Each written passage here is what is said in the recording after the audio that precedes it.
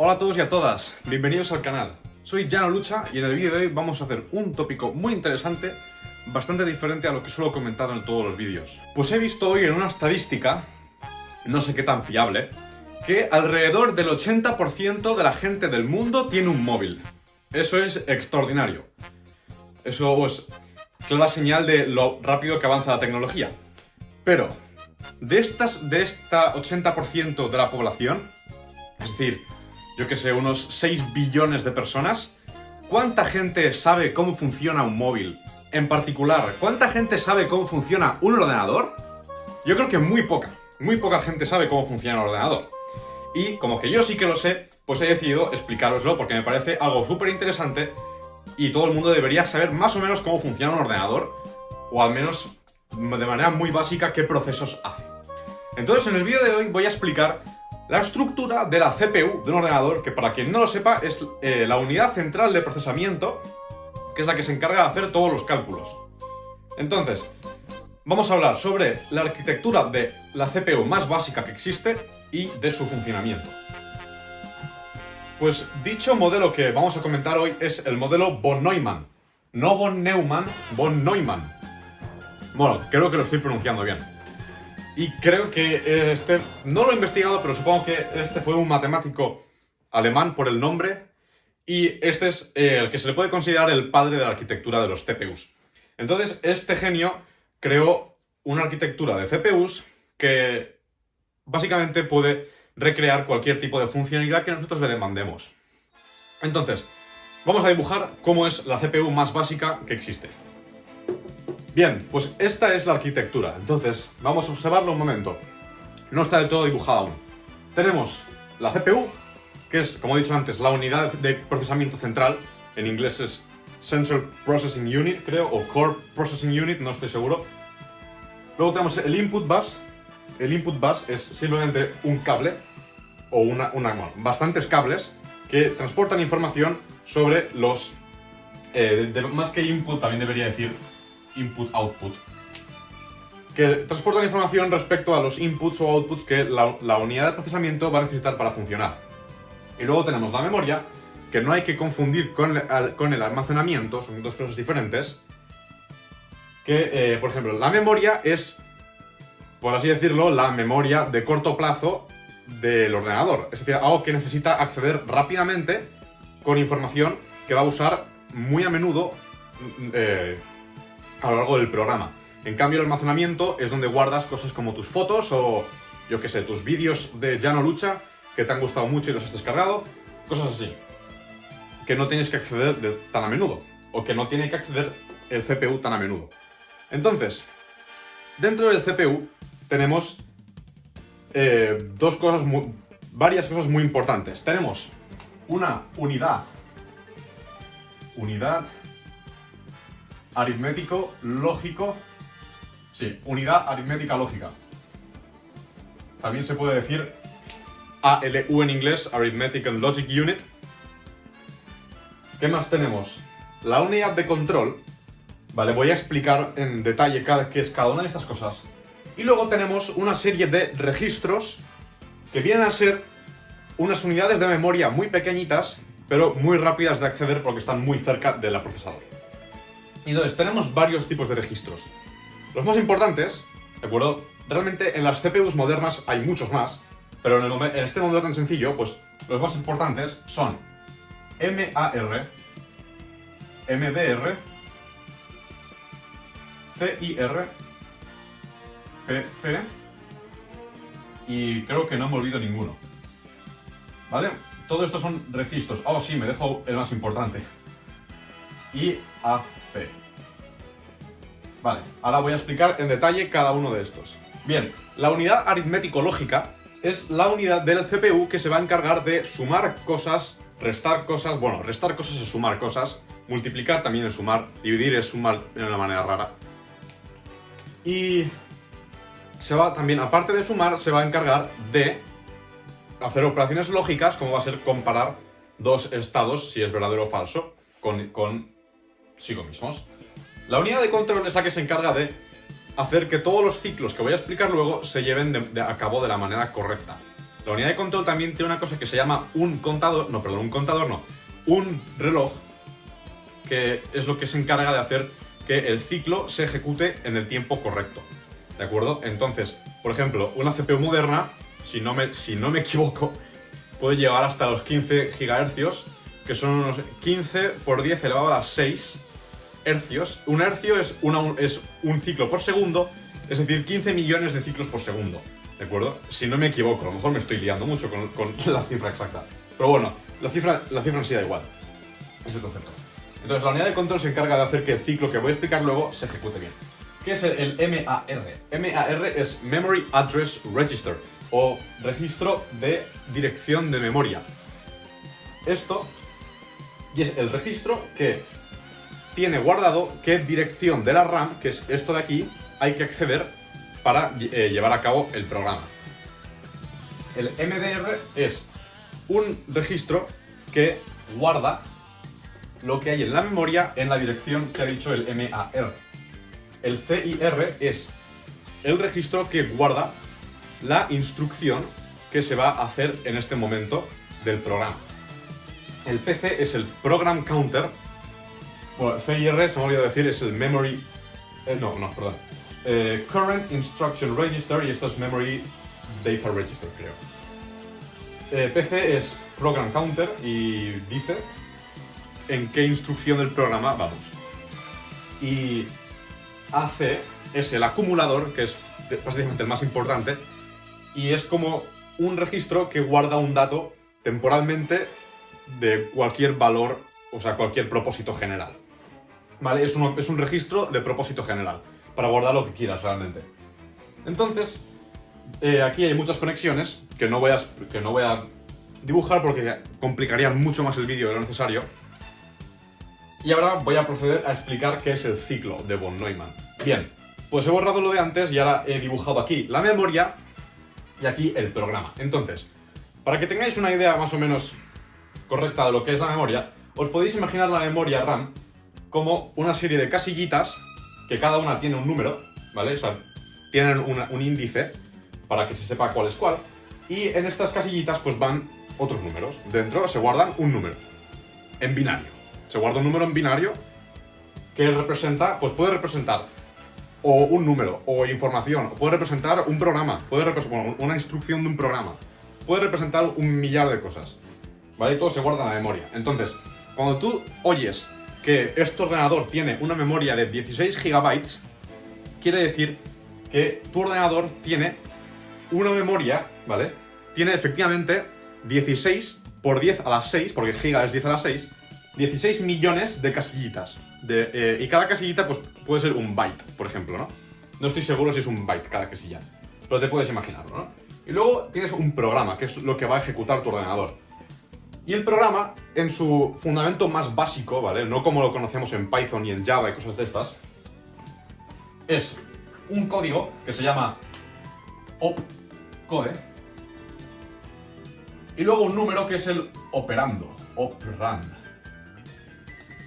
Entonces, el opcode lo que dice es una instrucción.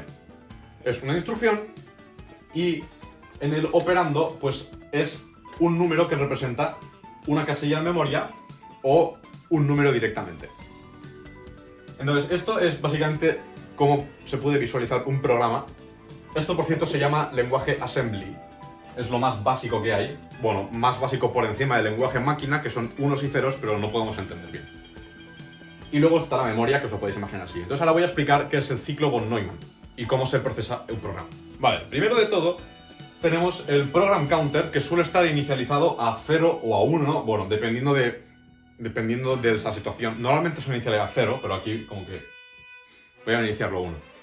El program counter suele iniciarse a 1, que es esta dirección de aquí de RAM, y suele contener pues la primera instrucción del programa. Vale, entonces aquí he dibujado como rayitas que representa que en cada casilla de la RAM hay una instrucción del programa. O sea, aquí está esta, aquí está esta, aquí está esta, aquí está esta, y eso tira pues, hasta que se acabe el programa. Entonces, el ciclo funciona así. Los contenidos del program counter se copian al MAR, que era el registro que guardaba la dirección del programa que se tenía que ejecutar. Vale, entonces, primero se copia los contenidos del PC al MAR. Luego, ¿vale? Esto es paso número 1. Paso número 2. El program counter, ¿vale? Se le incrementa 1. Entonces, ahora ya tenemos la dirección que hay que ejecutar en el MAR y en el PC, que antes estaba apuntando a esta dirección, ahora tenemos que apuntarlo a la siguiente. Y esta va a ser la dirección de la siguiente instrucción que habrá que ejecutar en el siguiente ciclo. El siguiente paso es, como he explicado antes más o menos, es ya tenemos una dirección en la que hay una instrucción o un dato que tenemos que recopilar. Por entonces, lo que hacemos es, el MAR envía una señal a la memoria y en la dirección que tengamos el MAR, en este caso va a ser la primera, ¿vale? Pues la memoria va a coger lo que sea que haya en la primera casilla y lo va a devolver al MDR, que era la casilla en la que se guardaban los datos de la memoria en la posición que queríamos ver. Genial. Y el siguiente paso es, lo que sea que esté en el MDR, o el registro en el que se guardan los datos de la memoria, se envía al CIR, que es el registro donde se guarda la instrucción que hay que ejecutar ahora mismo. Entonces, del CIR se pasa a la unidad de control. O sea, los datos del CIR van a la unidad de control descodifica el mensaje. Esto os podéis imaginar que la unidad de control tiene como una tabla muy grande de las instrucciones que pueden haber. Entonces, lo que hace es comparar la instrucción que se le ha pasado con la tabla que tiene y si encajan las dos instrucciones, pues ejecuta esa. Entonces, la unidad de control tiene programada, lo que se dice en inglés hard-coded, en castellano programado a lo bruto o programado duro. Es decir, quien sea que ha creado la CPU ha escrito a mano todos los posibles códigos que puede ejecutar la CPU. Entonces la CPU ya sabe qué tiene que ejecutar con la instrucción y el operando.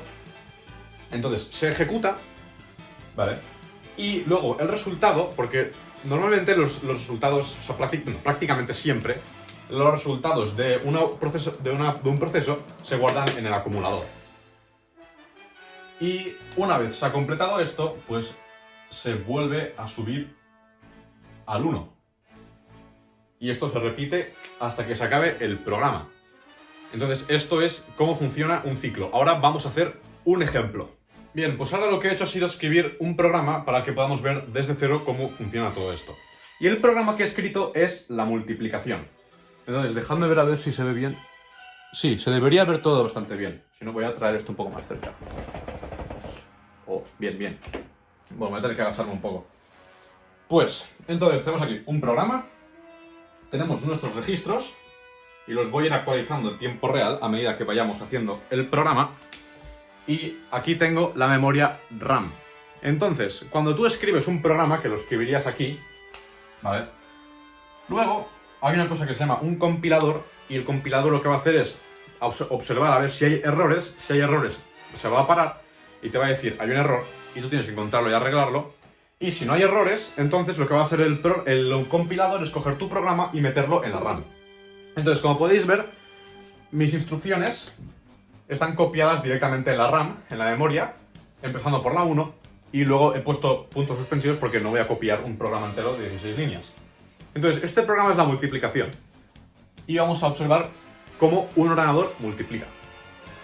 Entonces, primero de todo, el program counter es 1, ¿vale? Todo esto es 0.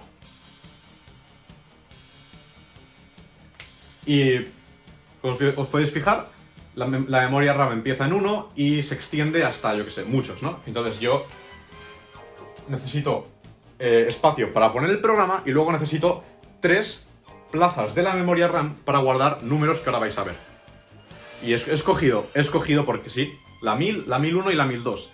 Realmente el compilador te va a escoger por ti qué plazas de RAM vas a usar para tus variables, para que todo esté bien ordenado. Pero como que yo no soy un compilador, pues lo he puesto donde yo quería. Entonces, el programa empieza así, con un input, que se escribe INP en lenguaje de assembly. Entonces, INP lo que va a hacer es ir al bus de los inputs que he explicado antes y va a esperar a que el usuario ponga un input. En este caso es el primer número para multiplicar. Entonces, le va a ser input, ¿vale? Entonces, fijaos, program counter es 1, se va aquí. Entonces, recordad el ciclo, ¿vale? El contenido del program counter se guarda en el MAR. ahora esto es 1. El program counter luego se incrementa, será 2. Entonces, el MAR coge y le dice a la RAM que le devuelva lo que está en posición 1. Posición 1 es input. Entonces, input va, como lo que he dicho antes, al MDR, que es input, ¿vale? Entonces, MDR se va al Current Instructor Register, INP. Entonces, el CIR lo que hacía era comunicarse con la unidad de control, y la unidad de control ejecutaba el comando input diciéndole a las partes del input que pongan eso, lo que sea que quieran hacer de input. Entonces yo voy a hacer, para que sea fácil, voy a multiplicar 2 por 3, porque si no vamos a estar aquí media hora haciendo el programa. Entonces vamos a multiplicar 2 por 3, como lo haría en ordenador, así que ahora en el acumulador yo escribo 2, pum, y se mete en el acumulador. Guay. Ahora, el siguiente, y esto ha sido un ciclo, ¿vale? Ahora el ciclo se ha guardado, ya se ha acabado, y volveríamos aquí arriba. Entonces, la siguiente instrucción es la 2, que es esta de aquí. Entonces, esto va al MAR, y el PC se incrementa a 3. Entonces, el MAR coge STA 1000, que es la siguiente instrucción, y la pone en el MDR, STA 1000, ¿vale? En el mundo real estos son códigos de 0 y 1, que luego el compilador los convierte a códigos binarios. Entonces, esto también va luego al CIR, STA 1000. STA 1000 se va a la unidad de control, y la unidad de control coge que STA 1000 quiere decir, el comando STA quiere decir store address. Y lo que hace eso es coger lo que sea que haya en el acumulador y lo mete en la dirección que tú le has dicho. Entonces la unidad de control coge y pone lo que hay en el acumulador, que es 2, en la casilla 1000 de la RAM. Entonces aquí ahora pone 2, ¿vale? Que es el primer número que queremos multiplicar. Esto ya está, volveríamos arriba. Voy a hacerlo un par de veces más el ciclo, y luego pues vamos a hacerlo más rápido, porque si no vamos a estar aquí 3 horas. Program counter 3, estamos aquí, ¿vale? Ahora el MAR se incrementa por 1, esto se incrementa por el program counter, cuando se pone 4, en el MDR pues va lo que está en la posición 3, que es otra vez el input, ¿vale? Entonces, bla, bla, bla, bla. Es lo mismo que ha pasado antes, ¿vale? Entonces ahora pondríamos el 3, se guardaría en la posición 1001, ¿vale? Ahora vamos a borrar y vamos a pasar a lo más interesante, ¿no? Entonces ya tenemos los dos números que queremos multiplicar guardados. Y ahora pues esto va a estar en cualquier cosa, ¿no? Entonces imaginaos que ahora estamos en el 5. Vale, guay. Aquí es donde empieza el programa bueno, ¿vale? En el 5. Entonces estamos en el 5 se copia el MAR. Entonces el MAR contacta la memoria y dice que le pongan lo que hay en el 5, que es esto, LDA 1002. LDA 1002. ¿Vale? Entonces, esto se pasa al CIR, LDA 1002, pum. Y ahora esto se le pasa a la unidad de control, y la unidad de control descodifica el mensaje, y LDA quiere decir load address. Es decir, que tú le pasas una dirección, en este caso la 1002, y te la pone y te pone lo que haya en el MDR, ¿vale? Porque tiene que accederlo en la memoria, 0, y luego cuando el programa se acaba te lo mete en el acumulador. Y ahora en el acumulador hay 0, porque es lo que hay en el 1002. Genial. Entonces, se me ha olvidado incrementar el program counter. Vale, esto está incrementado, volvemos arriba del todo, 6. ¿Vale? Esto se pasa al MDR, esto se incrementa por 1, 7. Entonces esto va al 6 a la memoria, que es esto de aquí, add 1000, ¿vale? Entonces en el MDR ahora pones add 1000. Add 1000. Vale, esto pasa al CIR, ¿vale? Esto pasa aquí abajo. Creo que se puede ver bastante bien cómo se ejecutan las instrucciones una detrás de otra, es un ciclo. En el CIR está add 1000, y add 1000 quiere decir sumar al acumulador lo que sea que haya en la posición 1000. Entonces, se coge lo que hay en la posición 1000, este 2 iría al MDR y se sumaría al acumulador, que es 0. Y quedaría, en el acumulador quedaría 0 más 2, que es 2. ¿Vale? Guay. Entonces, siguiente es guardar esto en la posición 1002, ¿vale? Y ahora, a partir de aquí ya voy a hacerlo más rápido todo y no voy a explicar uno por uno qué hacen los registros. Vale, he borrado los registros y solo he dejado el acumulador, que es el que más importa. Entonces, esto se guarda, ¿vale? STA se guarda en la posición 1002, entonces en 1002 se nos guarda 2, que es lo que hay en el acumulador. Luego pone load address 1001, ¿vale? Se nos pone en el acumulador lo que hay en la posición 1001, que es un 3. Siguiente comando, dec. Dec quiere decir de crecer, en inglés decrease, que es decir que se resta por 1 lo que hay en el acumulador, ¿vale? Se nos resta por 1, y ahora veréis por qué. ¿Vale? Se resta por 1, entonces nos queda 2. STA 1001, se guarda en el 1001. 2. Genial. Y ahora hace CMP hashtag 0. CMP quiere decir comparar. Y hashtag 0 quiere decir con el número 0, ¿vale? Es decir, compara. Este comando compara lo que hay en el acumulador con 0. En este caso no es 0, así que en el acumulador se guarda false. ¿Vale? Esto es el lenguaje de humanos. Realmente creo que se pone un 0, creo, en lo real. Luego pone JPN5. JPN no quiere decir Japón. Quiere decir Jump Negative. Y eso quiere decir que salta a la instrucción 5 en este caso si lo que está en el acumulador es falso. Es decir, volvemos al 5. Entonces, en este caso lo que sucedería es que la unidad de control lo que haría sería asignar al program counter, le asignaría 5 y volvería aquí atrás.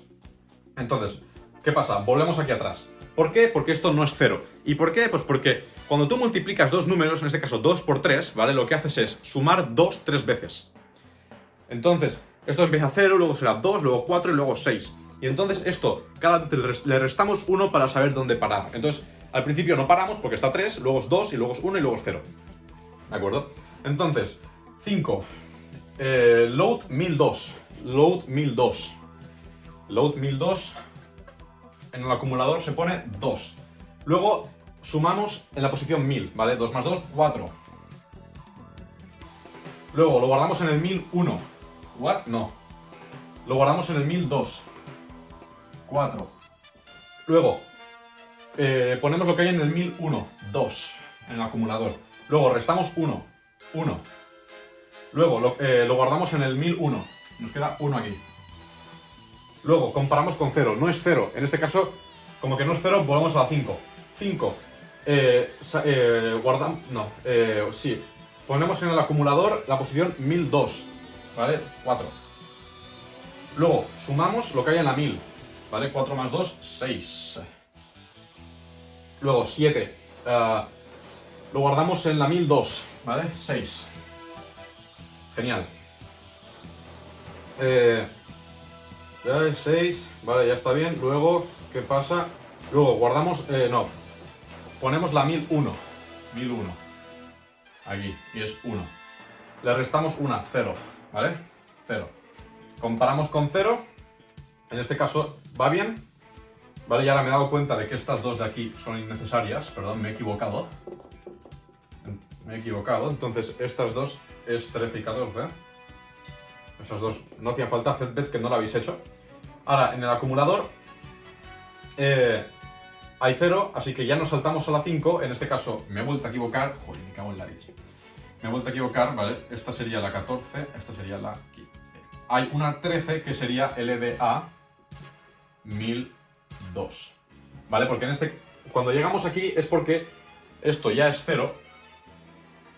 Es decir, hemos sumado las veces que queríamos el número que queríamos multiplicar. Así que sacamos de la memoria 1002 el resultado, que viene a ser 6. Y luego tenemos un comando que es out, y lo que hace out es sacar lo que sea que esté en el acumulador al bus input-output, en este caso a una pantalla o una consola. Así que aquí tendríamos una consola,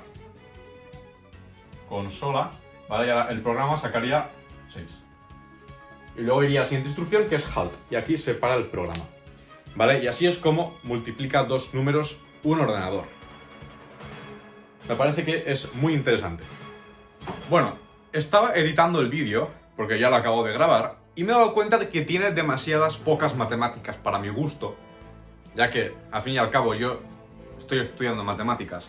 Así que he decidido meter un poco de matemáticas y recordado un momento que en el programa que escribí antes había un comando que ponía halt, que era cuando el programa se paraba, porque el programa ya se había acabado.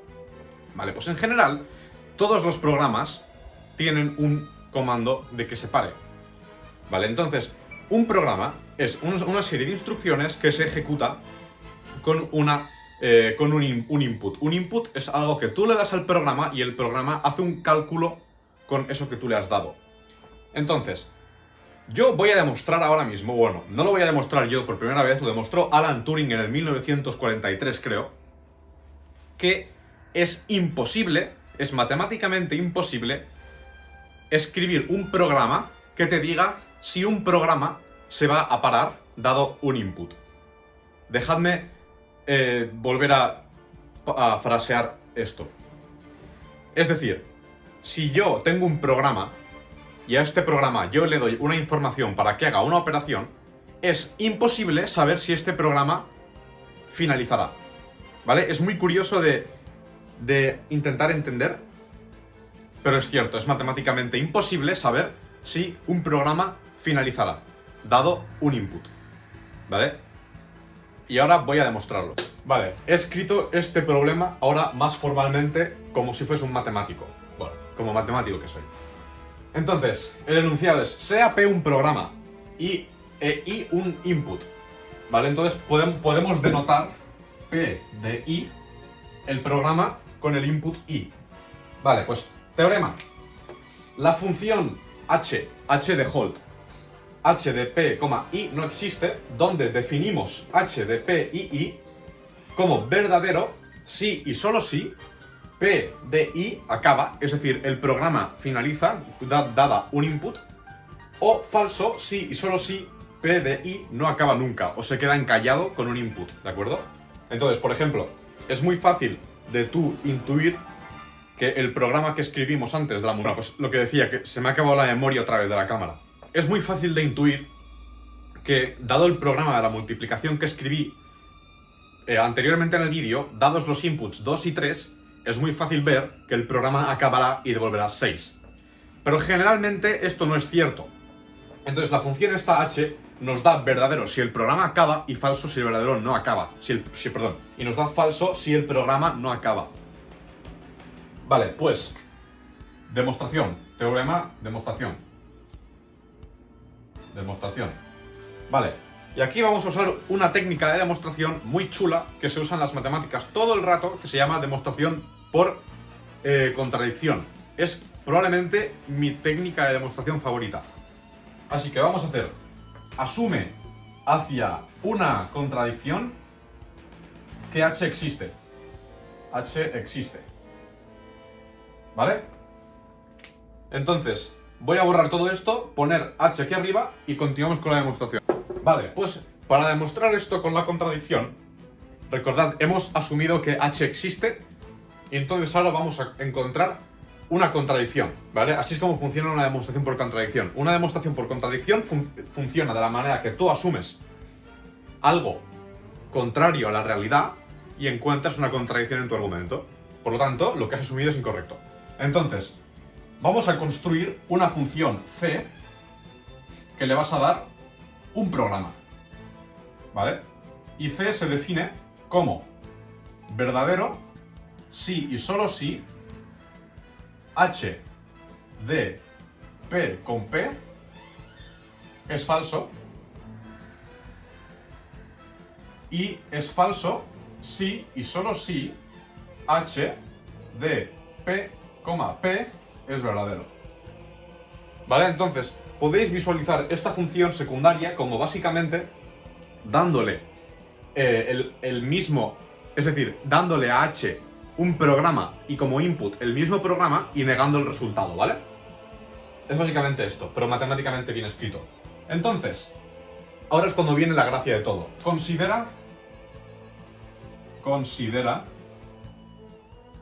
C de C. ¿Vale? Ahora le estamos dando a C como argumento C.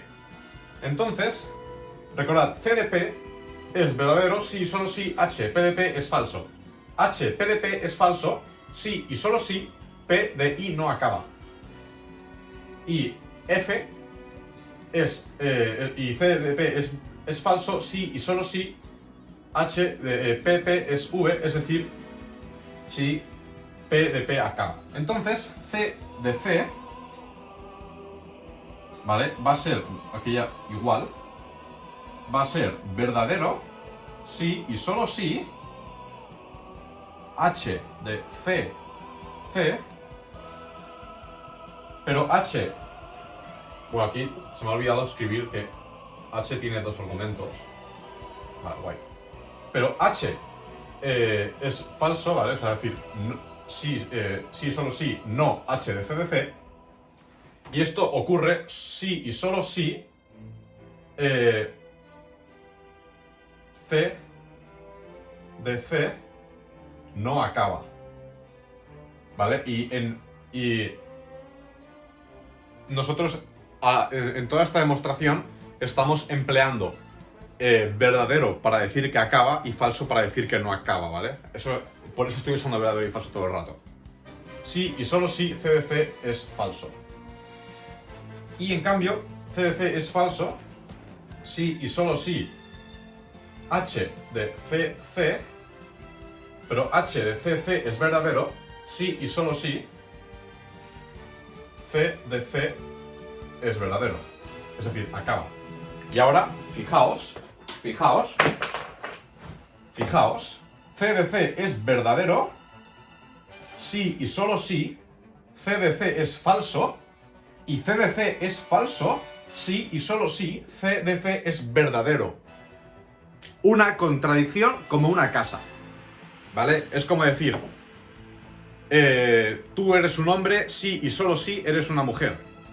O decir, es de día si y solo si es de noche. Una contradicción como una casa, ¿vale? Entonces, aquí se escribe ahora esto, ¿vale? Esto quiere decir contradicción. Y entonces, pues podemos concluir. Hemos llegado a la contradicción, por lo tanto, hemos asumido que H existía, es la única... Solo hemos asumido eso. Entonces, esta es la belleza de estas demostraciones. Hemos asumido una sola cosa, y al asumir una sola cosa, hemos llegado a una contradicción. Por lo tanto, podemos decir con toda seguridad que lo que hemos asumido es falso. Por lo tanto, H no existe.